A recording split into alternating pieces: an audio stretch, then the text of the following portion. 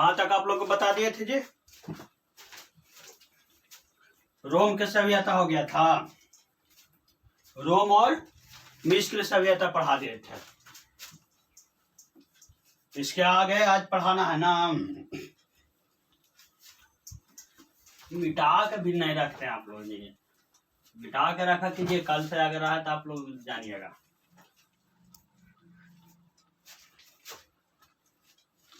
तब गोरेलाल और सब माहौल ठीक है? मजा में है ना? चलो, मिस्र की सभ्यता पढ़ा दिए थे और रोम की सभ्यता पढ़ा दिए थे। रोम का सभ्यता कहाँ स्थित था? चलो, इटली में था, सही है। और मिस्र की सभ्यता का सबसे कुख्यात यानी खतरनाक राजा कौन था? फिरौन था। चलो, तुम लोगों को तो सब याद है, लग रहा है आजकल तुम लोग पढ़ने पर ध्यान दे रहा है। क्वेश्चन पूछ रहे हैं कि याद है सब? चलो, हम ही बता देते हैं, थोड़ा हम बता दें कि आप लोग बताइएगा? आप ही लोग बता दीजिए। चलो बाबू, तू बताओ। हाँ, तू बताओ मिस्र की सभ्यता का राजा कौन था? कौन था? फिरौन था। चलो ठीक है, बैठो। कौन था शासक? फिरौन था। बहुत ही खतरनाक शासक था, बोले तो बहुत ही खतरनाक है। ये क्या ये भगवान से लड़ गया था। इसका मतलब प्रवृत्ति है जो क्रिया है कान से मिलता है। कान से भी क्या किए थे कि उसको पता चल गया था कि हमको मारने वाला धरती पर अवतार ले लिया है, तो उस सब बच्चा को मारवा दिया था। ये भी वही ससुरा किया था। क्या किया था कि इसको पता चल गया कि हमको मारने वाला धरती पर पैदा ले चुका है, तो ये भी उस जनरेशन के मतलब 5-6 महीना के अंदर में जो बच्चा पैदा हुआ था उसको साफ ससुरा का मरवा दिया था। कल मरवा दिया था फिरौन। चलो बाबू, तू बताओ मिस्र की सभ्यता का सबसे फेमस पिरामिड कौन सा था? मतलब सबसे विख्यात पिरामिड कौन सा था? कहाँ का पिरामिड था? गिजा का पिरामिड। चलो सही है, कहाँ का पिरामिड था? गिजा का पिरामिड था। चलो, एक लास्ट क्वेश्चन बताओ लड़की तरफ से। तू बताओ मेसोपोटामिया की सभ्यता ग्रामीण सभ्यता था या शहरीय सभ्यता था? कैसे सभ्यता था मेसोपोटामिया की सभ्यता? ग्रामीण सभ्यता था। कैसा सभ्यता था? ग्रामीण सभ्यता था। ये विश्व का सबसे पुराना सभ्यता भी किसे माना जाता है? मेसोपोटामिया की सभ्यता को। चलो, आज इसके आगे पढ़ते हैं स्पार्टा की सभ्यता। तो इसके आज कौन सी सभ्यता पढ़ेंगे? स्पार्टा का सभ्यता।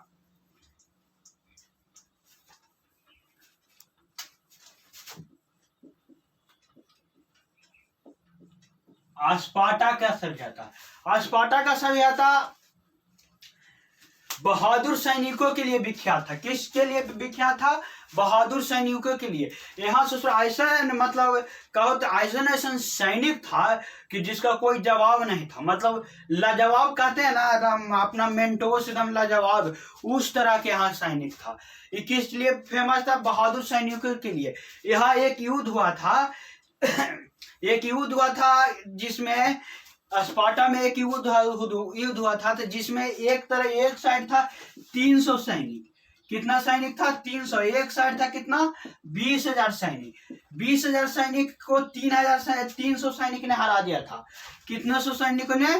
300 सैनिकों ने 20,000 सैनिकों को हरा दिया था। सोचो कितना मतलब बहादुर था ये सैनिक।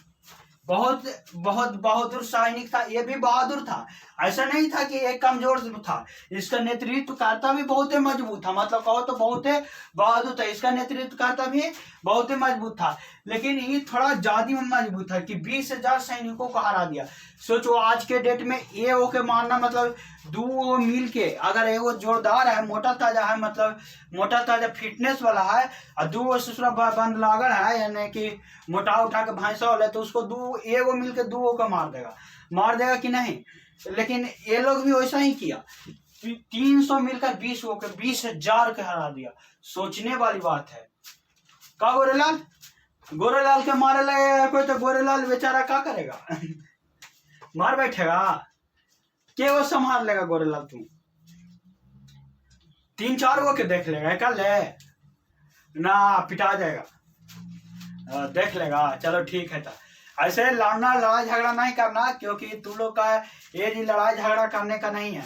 एक बार लड़ाई झगड़ा कर लेगा, नाम उम केस में अगर पड़ गया तो पूरा फ्यूचर बर्बाद हो जाएगा। इसलिए जितना हो सके आप लोग लड़ाई वगैरह से बच के रहिएगा।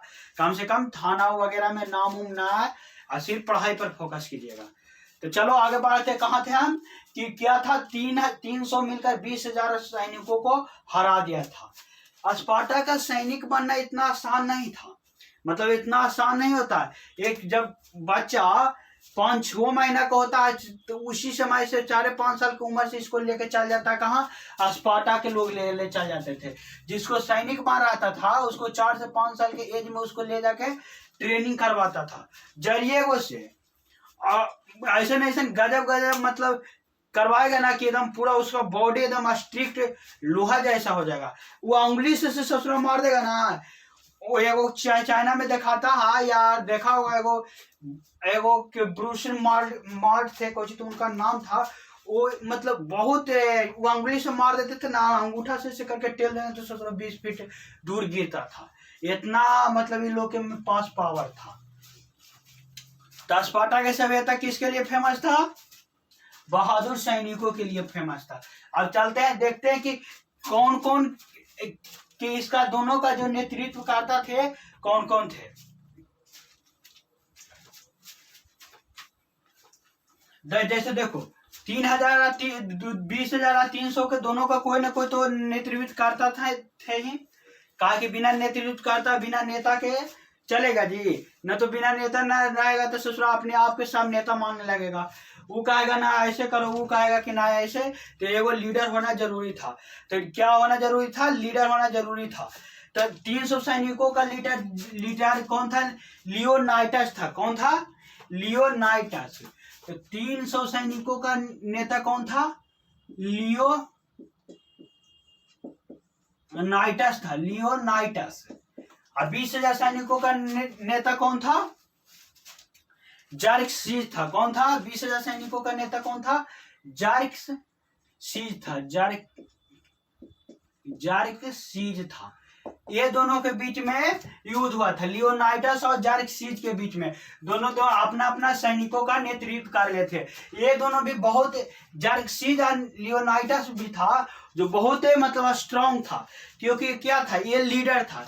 लीडर तो कोई आम आदमी को बनाएगा नहीं, मतलब सारे सैनिकों से ज्यादा विचार मत होना चाहिए, उसके पास थोड़ा ज्यादा क्वालिटी होना चाहिए, युद्ध रणनीति बनाने में माहिर होना चाहिए।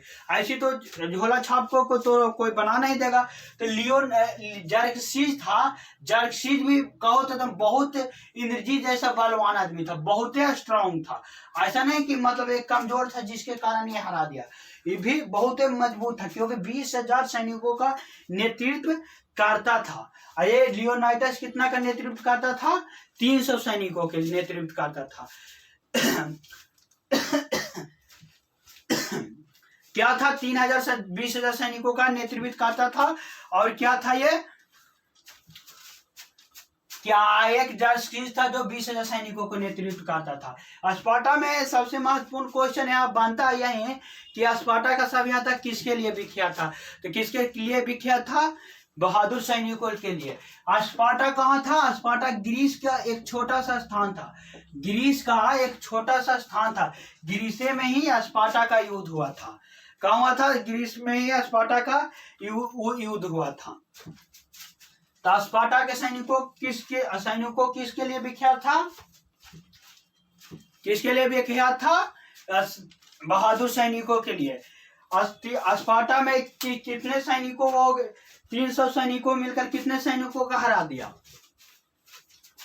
कितने सैनिकों का हरा दिया? 20,000 सैनिकों का हरा दिया। 300 सैनिकों का नेतृत्व करता कौन था?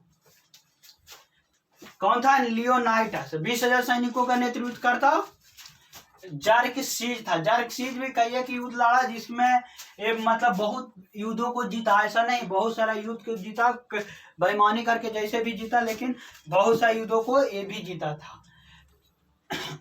लियोनाइटस था। चलो ये हो गया। अब इसके आगे हम पढ़ते हैं फारस की सभ्यता। इसके आगे क्या पढ़ेंगे? फारस की सभ्यता। 2 मिनट रुके आते हैं। एक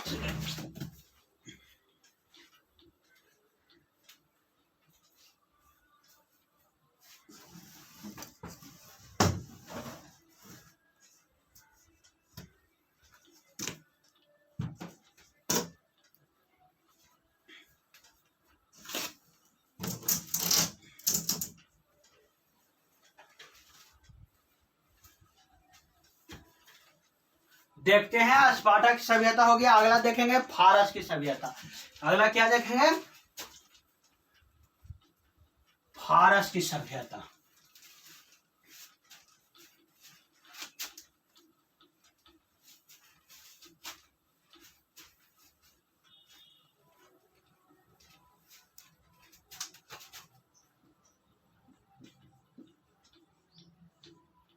अगला है फारस की सभ्यता। फारस की सभ्यता कहाँ स्थित था? ईरान में था।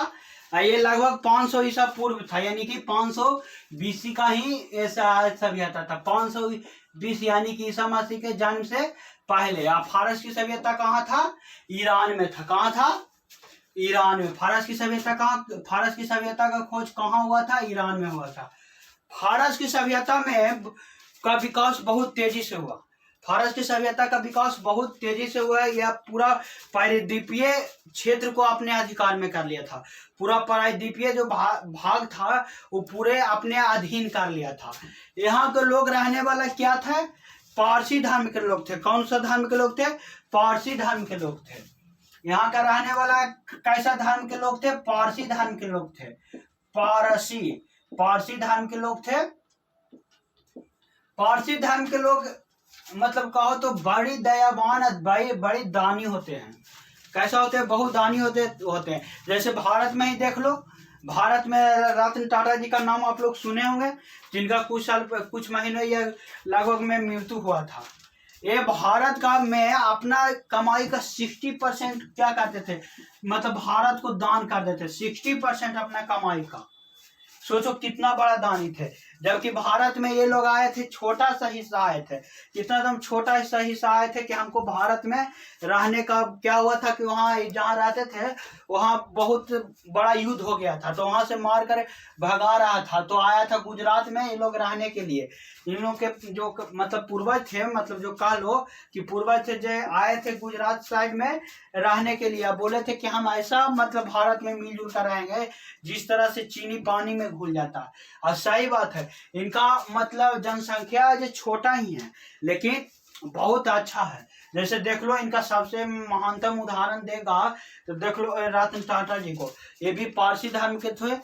ये मतलब कितना मतलब सक्षम आदमी, मतलब कहो तो कितना विद्वान आदमी थे। बिजनेसमैन में एक थे, मतलब महारत हासिल कर लेते थे। इनका बिजनेस क्या था? टाटा ग्रुप का क्या थे? मालिक थे। जो रतन टाटा थे क्या थे? टाटा ग्रुप का मालिक थे। कुछ दिन पहले इनका मृत्यु हुआ है। मतलब ये भारत के लिए बहुत काम किए, मतलब बहुत डेवलप आगे कर दिया। अपना कमाई का 60% डोनेट कर देते थे। अब पारसी धर्म के लोग प्रदूषण से बहुत बचाव करते हैं। इन लोग को कहना है कि प्रदूषण फैलाना हमारे लिए एक कष्टदायी चीज है। जैसे किसी आदमी को मार देना या हत्या कर देना, ये क्या है? पाप है। उसी तरह से ईसाई धर्म के लोग, पारसी धर्म के जो लोग हैं, ये अपने आप मानते हैं कि प्रदूषण फैलाना हमारे लिए एक अपराध है। जब इन लोग का मृत्यु होता है, पारसी धर्म के लोगों का जब मृत्यु होता है, तो यह क्या कहते हैं? टावर ऑफ साइलेंस पर अपने इनका बॉडी को रख दिया जाता है। इनका बॉडी को जलाया या दफनाया नहीं जाता है। टावर ऑफ साइलेंस होता है, उस पर इनका बॉडी को जाकर रख दिया जाता है। उसको जो उनका मांस होता है, मतलब मरने के बाद जो शरीर होता है, उसको कौवा, चील ये सब नोच के खा जाता है, बट इनको जलाया नहीं जाता। क्यों? ये लोग ऐसा मानते हैं कि जब हम बॉडी को जलाएंगे या दफनाएंगे, जलाएंगे तो वायु प्रदूषण होगा, और जब इसको दफनाएंगे तो क्या होगा? अब मतलब मिट्टी प्रदूषण होगा, मतलब मिट्टी का प्रदूषित होगा। इसलिए ये लोग न बॉडी को जलाते हैं और न क्या कहते हैं? दफनाते हैं। ये लोग खुले में छोड़ देते हैं, जिससे इन लोग को मानना है कि अपना शरीर को ये भी मतलब क्या कर दिए? दान कर दिए। किसके लिए? चील कौवों के लिए। चील वगैरह गिद्ध उद्ध देखा होगा तू लोग, उन लोग नोच के खाता है। तो इन लोग का ऐसा मानना है कि हम अपना बॉडी को मारने के बाद भी अपना शरीर को दान दे दिए किसी को भोजन बनाने के लिए। तो फारस में कौन सा लोग रहते थे? पारसी धर्म के रहते थे। इनका भाषा कैसा था?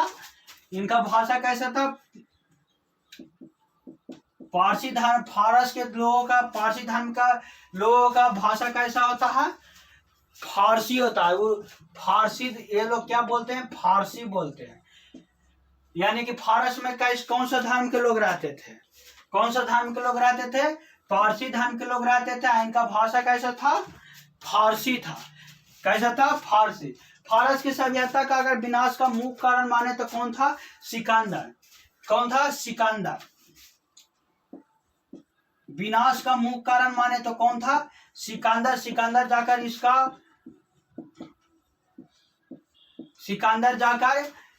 इसको क्या किया था? विनाश कर दिया था। और यहीं पर सिकंदर का मृत्यु भी हो जाता है। कहाँ हो जाता है? सिकंदर का मृत्यु हो जाता है बाद में, लेकिन इसका विनाश करके क्या कर दिया था? तहस नहस कर दिया था। यानी कि तहस नहस करे तो एकदम पूरा बर्बाद कर दिया था। उस समय जब इसका सभ्यता चल रहा था फारस के 500 BC में, तो ये बहुत डेवलप किया था, बहुत अधिक मात्रा में डेवलप किया था। सब चीज यहाँ व्यवस्था उपलब्ध था। जिस तरह से अभी भारत डेवलप कर रहा है, अभी तो भारत जो डेवलप कंट्री है कि नहीं? भारत बहुत तेजी से विकास की ओर जा रहा है, डिजिटल इंडिया की तरफ जा रहा है, लेकिन कुछ कारणों की वजह से बिछड़ जाता है। जैसे अभी देख लो, अभी एसएससी के एग्जाम में कितना बड़ा हंगामा चल रहा है। एसएससी के एग्जाम में हंगामा चल रहा है कि नहीं जी? बहुत बेजोड़ हंगामा कर रहा है। बड़े बड़े टीचर लगे हुए हैं कि किसी तरह से एसएससी एग्जाम अपना सही ढंग से कंडक्ट करवाए। ये लोग कोई मतलब अथी नहीं मांग रहे थे, कोई वैकेंसी बढ़ाने के लिए बोल रहे थे जी? नहीं, वैकेंसी बनाने के लिए बोल रहे थे, न कह रहे थे कि आप जल्दी जल्दी एग्जाम ले लो। आप जिस समय पर एग्जाम लेते हैं उस एग्जाम को कम से कम सही ढंग से करवाया कीजिए। तो सेंटर दे दिया ऐसे ससुरा की 500 किलोमीटर दूर दे दिया, उतना दूर जा पाएगा लड़का? जाएबो कि किसी भी तरह से लड़का ने चल भी जाता है। बेरोजगारी इतना है कि क्या करेगा? अगर किसी तरह से चल जाता तो वहां जाता था, कंप्यूटर नहीं चलता है तो मौसे काम नहीं करता है। ये मतलब 1 घंटा में वो पूरा उसका 1 साल 1.5-2 साल का मेहनत को चौपट कर दिया। अगर जिसका एग्जाम हो गया और एग्जाम कॉन्फिडेंस ऐसे तो एग्जाम लड़का देवे जाता था, कॉन्फिडेंस गिरा रहता है कि ना? आप लोग तो एग्जाम देने जाते होंगे, आधा कॉन्फिडेंस तो गिरा रहता है कि ससुरा का पूछेगा ना पूछेगा, होगा ना होगा, मतलब अल्लर बल्लर जो सोच के तो ऐसी कॉन्फिडेंस गिरा रहता। और वहां गए तो ससुरा माउस पकड़ा के माउस चला रहा था, चाले के ऊपरे तक जा रहा है ससुरा ने। ऐसा भी हुआ है, देखा होगा सोशल मीडिया पर अभी चल रहा है कि आंसरे आ गया, मतलब सिस्टम पर आंसरे आ गया। बात तेरा के तो एग्जाम का ले रहा है ससुरा, डायरेक्ट आंसरे बांट दो सबके। ऐसा तो गड़बड़ चल रहा है। इन लोग के पता नहीं है कि एक स्टूडेंट जब परीक्षा देने जाता है तो कितना उसका संघर्ष होता है। ऐसे ही उठा पुठा चल गया जी, चलो फॉर्म भर दें, चलो एग्जाम देवे चलते हैं, ऐसे होता है? एग्जाम देने के पहले उसको बहुत मेहनत रहता है, सेट मारता है, कितना मतलब प्रैक्टिस करना पड़ता है। इसी तभी एग्जाम जल्दी नहीं निकल पाता है। क्यों नहीं निकल पाता? इतना हाई कट ऑफ जाता है। तो ये सब मैटर नहीं करता, लड़का जितना आगे रहेगा पढ़ने में उसका ही होगा। लेकिन कम से कम आप जो वैकेंसी निकाले हैं उसको सही तरीका से एग्जाम ले लिया कीजिए। और इससे ज्यादा तो कोई मांग नहीं रहा था कुछ हो। उसके बाद बदले में क्या दिया? जब स्टूडेंट के लिए कोई सवाल उठाने गया तो इस ससुरा इसके बदले में वो टीचर कोई नॉर्मल टीचर गए थे जी, या नॉर्मल टीचर एक टीचर ही होता है, चाहे टीचर कैसा भी हो। उतना बड़े बड़े टीचर गए थे, बड़े से छोटे टीचर तक भी गए थे, बड़े से छोटे तक ऑफलाइन पढ़ाते थे वो भी तक गए थे। क्यों? अपना लड़कन के लिए गए थे, अपने स्टूडेंट के लिए गए थे। क्यों गए थे वो लोग? क्योंकि वो जो लोग पढ़ाते हैं उससे आशा रहता है, स्टूडेंट के भी आशा रहता है, टीचर के भी आशा रहता है। स्टूडेंट को क्या आशा रहता है कि हमारे साथ कोई है तो सर हैं। अब जैसे बहुत बार जब टीचर स्टूडेंट के साथ पढ़ता है तो उसको है ना लगभग कि इनको से पढ़ रहे हैं तो क्वेश्चन लड़ा देंगे, याद करवा देंगे, पढ़ने का तरीका हो, अन्याय होगा तो उसको मतलब उसके आवाज को उठाएंगे। जब आवाज उठाने गए टीचर तो उन लोग को मारा, घसीटा, कैसे करके देखते क्यों होंगे कि किस तरह से बांस में जाकर बैठा दिया। ये सब करना चाहिए। उन लोग टीचर होता है जो उस समाज का क्या होता है? आईना होता है, जो युवा को आईना की तरह दिखाता है। और कोई दिखा तो पाता है जी? माता पिता तो घर में सिंपल भेज देते हैं कि जाओ बेटा पढ़ो, लेकिन पूरा जिम्मेवारी किसके ऊपर होता है? टीचर के ऊपर होता है। वही लोग के ये मारता है, लोग मार बैठा, मतलब घसीट वगैरह रहा है। ये बहुत मतलब भारत के गुरुओं के साथ बहुत ये व्यवहार खराब किया गया है। इसको सुधारना बहुत जरूरी है। और एसएससी ससुरा तो और बड़ा हो गया। पहले एसएससी और टीसीएस मिलकर कितना अच्छा एग्जाम करवाता था। एसएससी या टीसीएस कोई शिकायत अभी तक नहीं आया था, मतलब आया था कुछ समय पहले, लेकिन अभी फिलहाल इधर कोई एसएससी और टीसीएस एग्जाम लेता था तो कोई अथी टेंशन वाली बात नहीं था। लेकिन ये वो एडी चोटी एडुकेटी को क्या दे दिया है सब लोग, और उसको ससुरा ई तक पता नहीं है कि हमको कहाँ सेंटर डालना चाहिए।